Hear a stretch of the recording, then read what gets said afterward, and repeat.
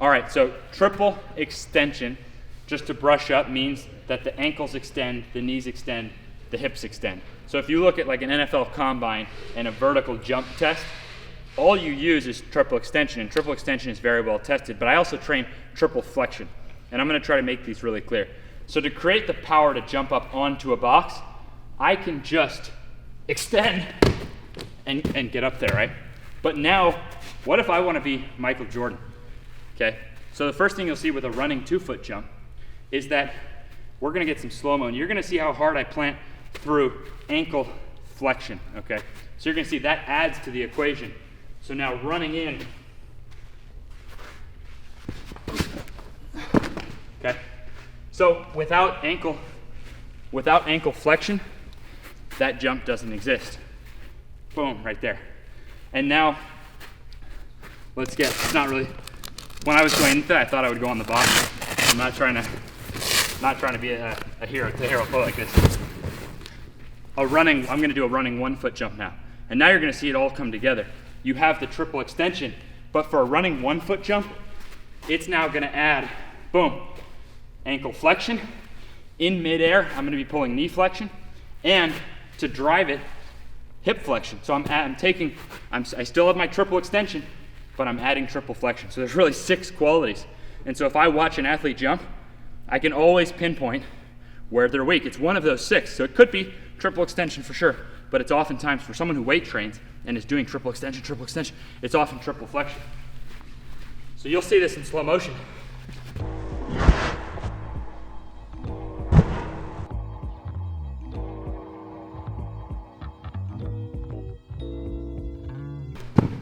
That doesn't exist without ankle flexion, knee flexion, and hip flexion. Now let's look at training those, right?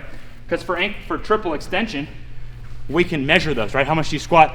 Like a power clean, it's triple extension, right? So the first thing is you could put your butt against anything. Look at this. I can put my butt against anything, walk my feet out. Now walk your feet out to like a 45-degree angle, hold your legs straight, and now try to flex your ankles. Do 25 reps. You can get stronger ankle flexion. This is a game-changing exercise for running into a jump. Now, I'll show you the most common. So you see that, you need nothing, no equipment, whatever. And I would consider this would be kind of the same of no equipment, because if you're watching this and you're working triple extension, you probably have a weightlifting belt. But then you'll see now, I'm completely gonna be self-sufficient. I don't need a partner, I don't need any machinery, and I've got, yep, that looks good. Let me just get it so it's smooth. All right, so check this out. So now I can get measurable. If I squeeze through my glute, that brings the torso off. If I can pull myself back up, that creates a measurably strict knee flexion to get up. And then I can load it like you see the guys on SportsCenter going down.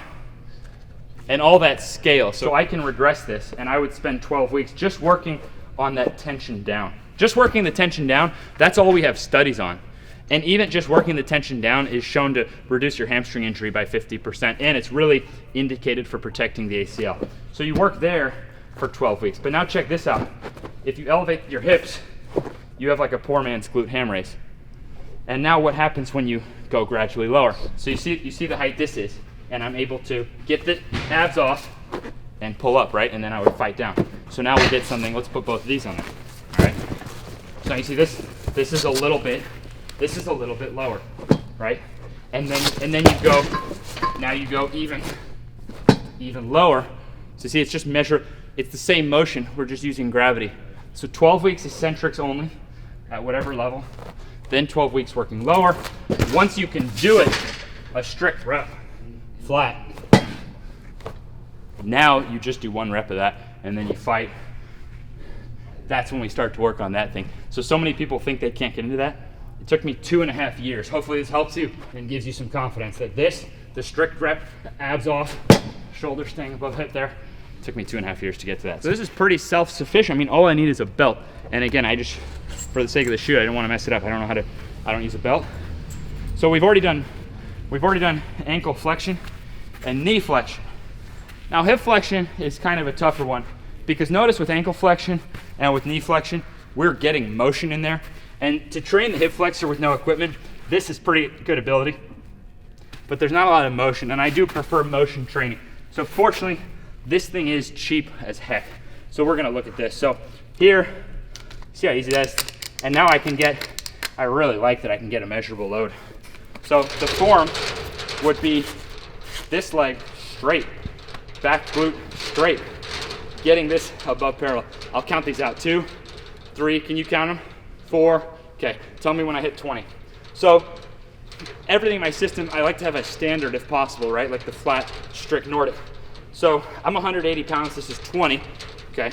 You wanna do at least 10% of your weight, 20 reps. Now imagine if you couldn't get it up, and I won't count those reps. You're still safe. You see this? You can push, and it's still safe. So I like things where it's safe to fail. Tibialis safe to fail, Nordic safe to fail. So even if you've been training, that's 20.